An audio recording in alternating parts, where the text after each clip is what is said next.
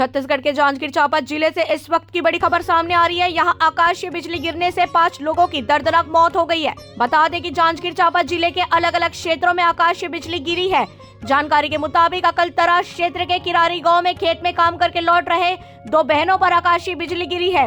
अन्य इलाकों में भी बिजली गिरने की वजह से ग्रामीणों की मौत हुई है। बताया जा रहा है कि अभी आंकड़ा और भी बढ़ सकता है। छत्तीसगढ़ के जांजगीर चांपा जिले से इस वक्त की बड़ी खबर सामने आ रही है। यहां आकाशीय बिजली गिरने से 5 लोगों की दर्दनाक मौत हो गई है। बता दें कि जांजगीर चांपा जिले के अलग अलग क्षेत्रों में आकाशीय बिजली गिरी है। जानकारी के मुताबिक अकलतरा क्षेत्र के किरारी गांव में खेत में काम करके लौट रहे 2 बहनों पर आकाशीय बिजली गिरी है।